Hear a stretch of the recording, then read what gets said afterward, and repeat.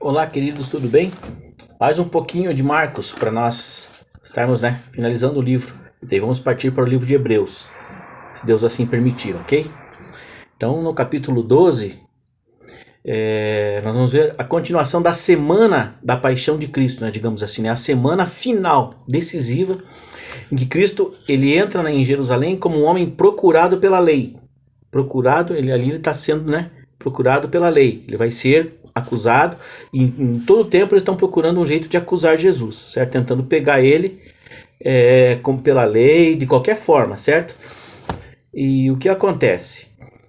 Chega num determinado momento, tá? Você veja que Jesus ele é confrontado no templo sobre as obras que ele faz. Foi na semana passada, né? Os escribas, os anciãos e os sacerdotes, ok? Veja bem, escribas eram os copistas, os que copiavam a lei e deixavam a lei transcrita. Tanto é que a lei chegou para nós até hoje, né? A palavra, a Bíblia chegou para nós até hoje, o Antigo Testamento, ok? Anciãos eram os antigos, eram os mais velhos que lideravam, né? A sociedade judaica na época, tá certo? E sacerdotes não havia. Havia apenas um sacerdote, o sumo sacerdote, né? Esse aqui que foi procurar lá, não eram vários sacerdotes, era apenas um sacerdote, tá? Só que, naquela época, havia muita corrupção. O sacerdote só herdava, segundo Arão, né? O sacerdote araônico lá, do irmão de Arão, de Moisés, que era Arão, foi o primeiro sumo sacerdote. Isso era um cargo vitalício, a pessoa só depois de morrer assumia outro.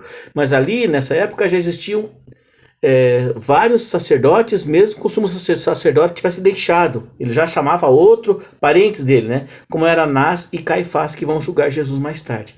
Interessante isso aí, né? Pois bem, aí eles perguntam para Jesus, né? Essa autoridade tua, né? De quem te dá essa autoridade? Então, é uma pegadinha para Jesus. Se Jesus falasse que que era de Deus, era blasfêmia, era heresia, iam prender ele. E se ele fala que era dele mesmo, que era dos homens, a autoridade que ele tinha dos homens, ele ia ser preso por atentado contra o governo romano, certo? Então não tinha saída. Mas ele também respondeu com uma outra pergunta. Ele perguntou: respondam para mim que eu vou responder vocês. O batismo de João, ele fala assim: respondam para mim e a resposta de vocês vai estar no que vocês vão dizer. Mais ou menos isso, ó. No que vocês disserem para mim, o que vocês me responderem vai ser a resposta de vocês. O batismo de João era do céu ou era dos homens? Respondam. E daí eles começaram a perguntar entre eles ali baixinho, né? Eles faziam aquele bolinho ali, né? E já começavam. Mas escuta, se a gente disser que é de Deus, ele vai dizer assim: então por que vocês não acreditam que eu sou filho de Deus? Porque João Batista pregava o quê? Eis o Cordeiro de Deus que tira o pecado do mundo. Certo, pessoal? Então tá. E aí continua. Isso era numa terça-feira, tá? No domingo, era o domingo de Ramos, né? A gente já fez uma pequena menção aqui à Igreja Católica, né, que é celebrado o Domingo de Ramos, certo? Isso, daí na segunda-feira, Jesus teve fome, daí ele viu aquela figueira seca, amaldiçoou a figueira, certo? Na terça-feira, voltando, Pedro viu a figueira seca, e daí Jesus dá uma aula sobre fé, sobre obediência, sobre oração, perdão, que perdão é uma mão de duas vias, vai e vem. Se não perdoar, não é perdoado, certo? E na terça-feira, certo? Jesus está sendo... Aconteceu isso que nós comentamos agora, sobre esse incidente, essa confrontação entre Jesus e esse corpo da liderança judaica, certo? E depois ele continua a ensinar, capítulo 12, certo? Capítulo do 27 aqui em diante, do versículo 27... até o fim, daí começa o capítulo 12, é o mesmo, tá? É uma divisão por capítulo aqui, didática, mas uma didática que não deu muito certo aqui nesse momento, porque é a mesma história, o mesmo assunto, tá? Aí nós vamos continuar no 12 agora. Depois entrou Jesus a falar-lhes por parábola. Um homem plantou uma vinha, cercou-a com uma sebe, construiu um lagar, edificou uma torre, arrendou-a a uns lavradores e ausentou-se do país. No tempo da colheita, enviou um servo aos lavradores para que recebesse deles o fruto da vinha.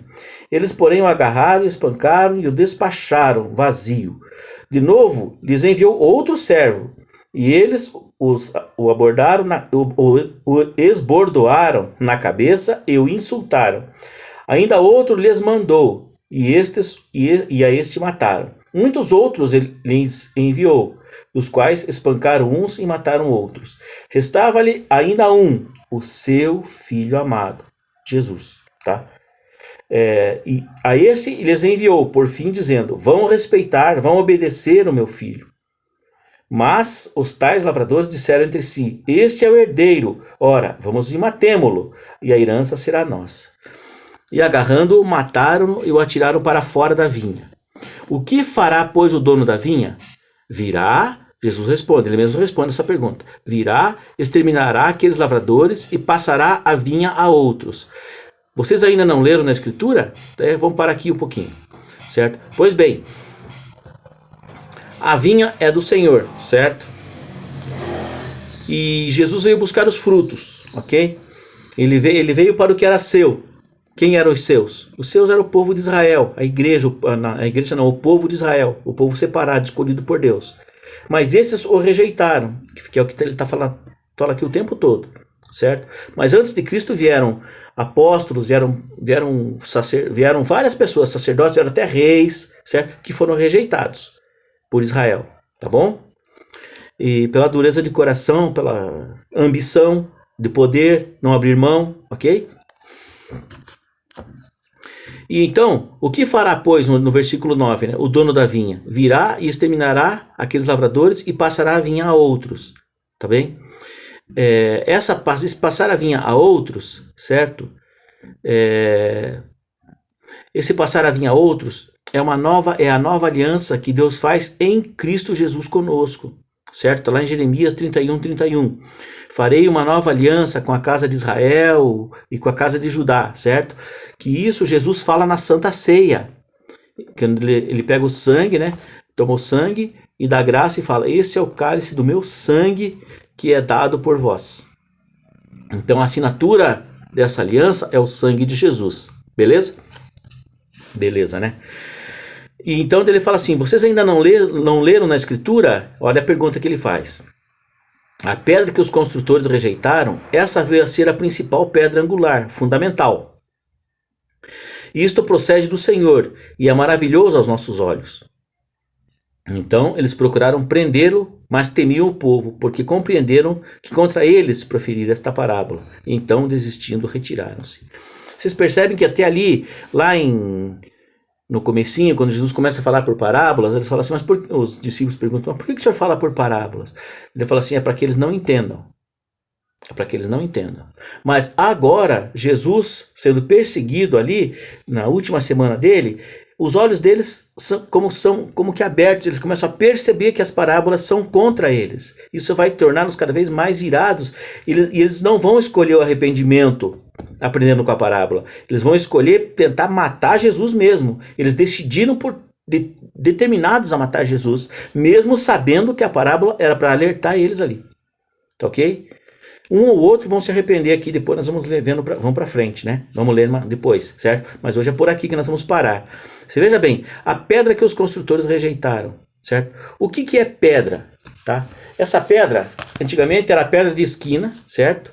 Ou conhecida por pedra-chave, pedra angular, pedra fundamental ou pedra de arremate, certo? Mas não é somente de esquina. Pedra na rua, assim, aquela pedra que nem tem aqui em Campo Largo, aquelas pedras de calçamento, de paralelepípedo, né? Quadradinho, assim, um cubo, né? Digamos assim, um cubo. Não é um cubo perfeito, né? Um pouquinho, né? Mas ele é bem alinhadinho, ele começa e dali saem todas as outras, perfeito? Começa e essa é a mais certinha que começa, certo? Essa pedra rejeitada, espero que os construtores rejeitaram aqui, esses construtores são engenheiros, são os doutores, não os pedreiros, são os engenheiros, são os doutores que rejeitaram essa pedra, tá? Vamos falar um pouquinho dessa pedra. Ali atrás, ó, tá vendo ali? Eu tentei fazer um arco, certo? Um arco romano, mais ou menos, né? Vocês estão vendo ali aquela pedra azul? Ali? Aquela é a pedra-chave, É a pedra principal, é a rocha principal, tá? Ela é que dá toda a sustentação a esse arco, tá bem? Tem um sol no meio ali, mas é do teto, tá bom? A luz aqui, beleza? Então, e vocês vejam que daí tem um monte de cruz em volta dela, ali para cima ali, significando que ali é uma ponte. Olha que joia, pessoal. Isso ali é uma ponte, tá bom? Não deu para desenhar melhor, eu sou meio ruim de desenho, mas ó, é uma ponte ali, então toda ali é uma parede construída em cima desse arco, que é sustentado por quem? Por essa pedra.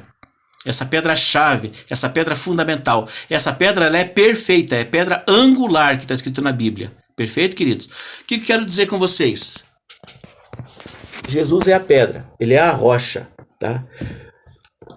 Toda a criação, todo o universo, tudo que Deus formou, a primeira palavra de Deus, desde tudo, começa ali, naquela pedra, tá? Jesus é o fundamento.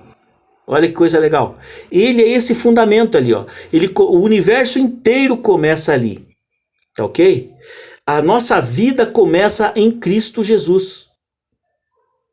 Tá certo? Mas o que aconteceu? Nós rejeitamos a pedra que foi rejeitada pela gente. Nós rejeitamos Jesus. Tá certo? E muitos de nós temos a chance de nos arrepender. Ok? Porque ele faz uma nova aliança conosco no sangue dele. Ele morre por nós. Ele morre por causa dessa rejeição, certo? Mas se nós nos arrependermos em Cristo Jesus, aí nós aceitamos Jesus, essa pedra vai ser o quê? Ligação, é uma ponte, certo? Que vai ligar de um lado ao outro, vai nos ligar do material ao espiritual, vai nos conectar com Deus. Nós passamos por essa ponte em Cristo, entramos pela porta. Ele fala, são vários ensinamentos que ele fala a respeito disso, tá ok? Então Jesus é o fundamento principal, pessoal. Não adianta você buscar fundamento em coisas materiais, igrejas, fazer o bem é consequência de você estar nessa pedra fundamental, de você estar firmado nessa pedra. Amém? Pessoal, isso aqui tem a ver com conversão, tem a ver com arrependimento, tem a ver com aceitar Jesus, não porque eu estou pedindo para você aceitar ou porque alguém vai pedir para você aceitar, porque você entendeu que aquilo ali é um fundamento. Se fosse no chão, seria um cantinho, uma pedra bem certinha que começaria as paredes de uma casa, a quina de uma casa, certo?